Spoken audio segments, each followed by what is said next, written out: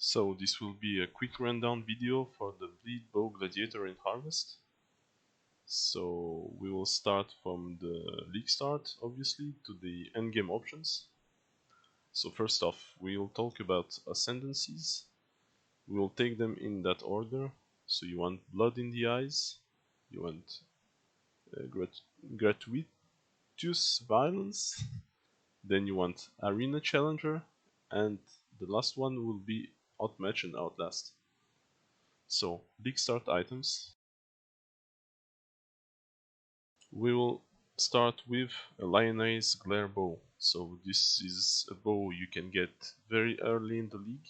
It's kinda cheap, it has decent physical damage, and it gives you the Resolute Technique mod, so you don't miss any hits. So you can save up to 2 skill points in your tree. For the quiver, I recommend a Drill Neck, because it has some life, decent physical damage, and it really helps you with the clear in early red maps, thanks to the 50% increased damage for elements with Pierce, since we use Pierce in our clearing skill, which is Split Arrow. Also be careful, get a Corrupted Drill Neck, because the base Drill Neck is a penetrating arrow quiver, so it has Pierce on it, and Pierce will mess up with your Ensnaring Arrow. As you know, Ensnaring Arrow makes the target as if it was moving while bleeding, but if it pierces it, it won't work. So you need a Corrupted Drill Neck with anything but the pierce implicit. So you can get, like, I got one with projectile increased damage for each enemy pierced. You can get that for like 2C, and it really helps you for the clear. So for the helmet, you want a helmet with life and resists, nothing special. Boots, you want whatever, life, resists, and some move speed. Amulet, you want flat physical. You want lots of dex, because we have from 170 to about 190 plus dex requirements. It depends on the bow you will use. For example, Lion Eyes is 212, so you need lots of dex.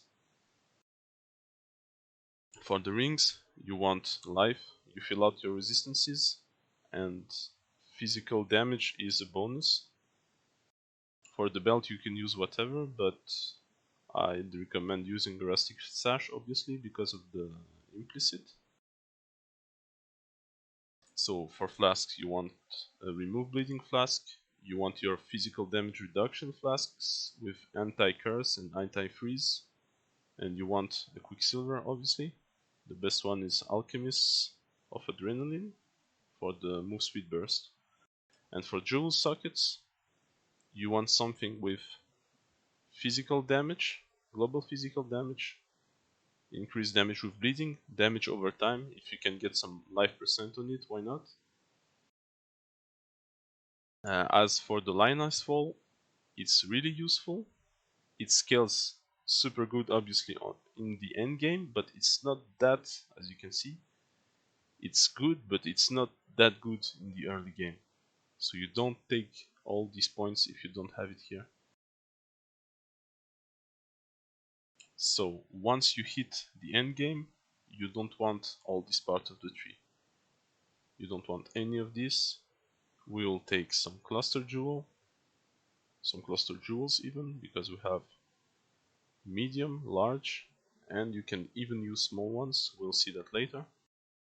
So onto the items. You will want to use a bow like this one. You see? So you need high flat physical, it's the most important one, and obviously the most important is the 100% more damage with bleeding that you get from the elder mods. So on this bow you want a free prefix to craft physical percentage, and if you have many free suffixes you can multi-mod it and you can get some attack speed for a bit of comfort, and 7 to 12 quality, so your physical DPS goes even higher. So baseball bases are the ones with high physical damage, so don't go for something like a thicket bow. Go for slow bows with high base physical. because what's important is you see the physical roll 169, 434. You need the highest roll. You need it as big as possible. So for the helmet, you want something like this one. You want a elder helmet, item level 85 at least, and have some tips to craft it. You get your life mod and some resists, and you make sure you have one open suffix, and you block all the remaining prefixes, so you're left with just one suffix. And with the purple harvest T1 seeds, only tier 1, you can slam a physical mod, and the only suffix physical mod you can have is the nearby enemies take 9% phys damage, so you can't fail. You just block all prefixes, you get your resists, and boom, you have this one. So for the gloves, you want something like this. So really easy. You just spam harvest physical mods, purple seeds, and you can get easily overtime multiplier and flat physical. Then you can fill out with anything. Here I got lightning res, which helps me. Mana leash isn't really useful, but if you don't use lionized vision, why not? You can have mana leash here. So here it is. So for the ring slots,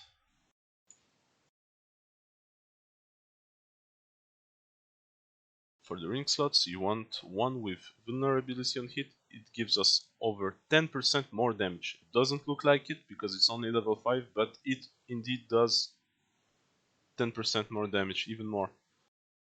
And you also want a ring with minus mana cost. So this is the same ring. You want the minus mana cost because we're spamming lots of skills. We're spamming Enduring Cry, Molten Shell, and our mana cost on our 6th link for clear is pretty high. So you definitely need this one. So for the belt, you want Rislatus Coil, it's a no-brainer. And you want 20 catalysts with attack. So it gives us, instead of 40% maximum physical attack damage, you have 48% more. And as you know, bleeding is replaced by the hardest hit every time. And as you can see on the POB, this is not even counted in POB. So it really gives you a 48% more multiplier that you can see here. Now we'll talk about cluster jewels. So the large cluster, I have the bow one with damage for bows and overtime skills, so it kind of double dips. So the notable you want, obviously, is this one. You always want this one. It's the most damage out of every options. As for the second notable, you can get a heavy hitter. In my opinion, instead of the explosion second one you can get, which is really rare. If you don't have heavy hitter as your second option, just don't invest any point in here unless you have heavy hitter or the explosion. So for the medium clusters, you want a mix of rend, vivid hues, wasting affliction, and exposure therapy. They're all good. And vivid hues kinda lets us not use blood rage because we have life leech on it against bleeding enemies, and since we make everything bleed, it's just free life leech.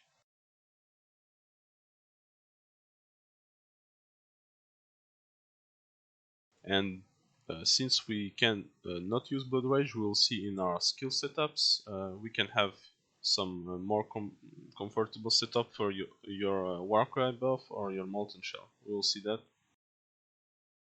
So on to some other options. Some people use the Pride Mana Reservation enchant on the helmet, on some random helmets.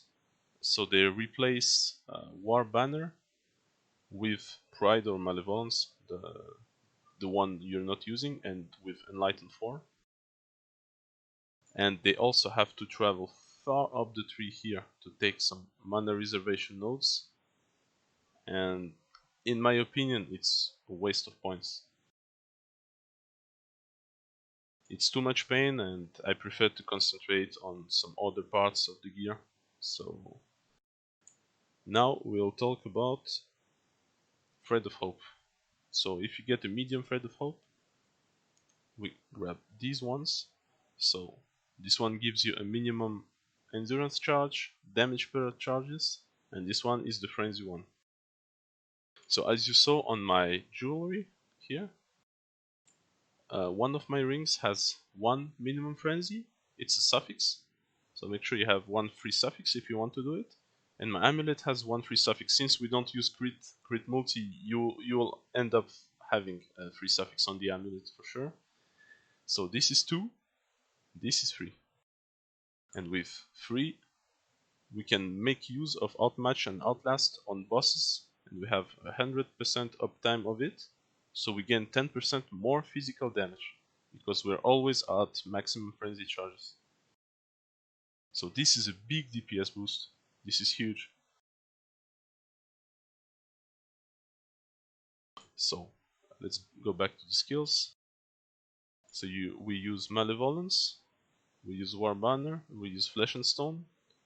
Val Multi-Channel is just here because I have +1 to AoE gems, so all these gems benefit from the +1 crafted on the helmet here. Just a bench craft, nothing special. If you don't have 98 int, you can't use Malevolence, but you can use Pride. So it's the same damage, and you will only need 70 int. But be careful, if you use Pride, I highly recommend getting 20% quality, since you need to be close to the enemy for it to work. Meanwhile, Malevolence can just make your damage over time off screen, and it always works. So if you use Pride, don't forget to quality it. So here, I like using Enduring Cry and Dash with Second Wind for the cooldown reduction. I'm also trying Increase Duration here, since I'm not using Blood Rage anymore, since I have max Frenzy charges anyway, and I have Leech from Vivid Hues. So we have a 4-second Enduring Cry buff here, so we have 6% damage reduction, so we have a really high uptime. It's really nice to hit 90% damage reduction in maps with flasks and free charges. So for Split Arrow, we use the standard setup with a Lionized Vision that has Pierce, so we don't have Pierce here, and you will use Maim as your 6th link.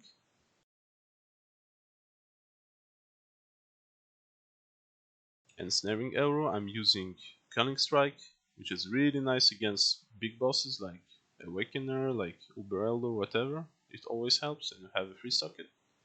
Ballista Totem, obviously, and GMP for multiple targets.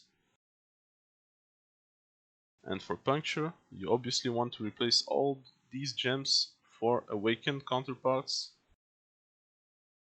So we get, like, for example, here,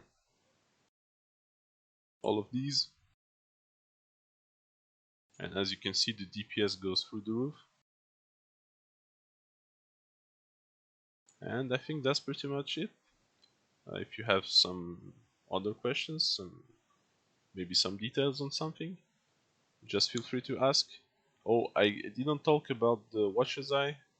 You can obviously use a Watcher's Eye with Malevolence, damage over time multiplier, or something like this. It's kinda expensive right now. You can afford it, but there's so many things to upgrade. But this is what my endgame tree looks like for now. And yeah, this is pretty much. I don't have level 5 gems here, but my DPS is like 4.6 million with bleed, and we don't have the Rislata coil. So damage is really nice. I think I have a bit more than this. I forgot maybe one skill point somewhere. I have about 5k5 life, and we have 90% physical damage reduction. We have some nice resists. Oh, I forgot to switch a ring, I think. Resists are easily capped if we have so many rare items, so it's not a problem. And that's it. Thanks.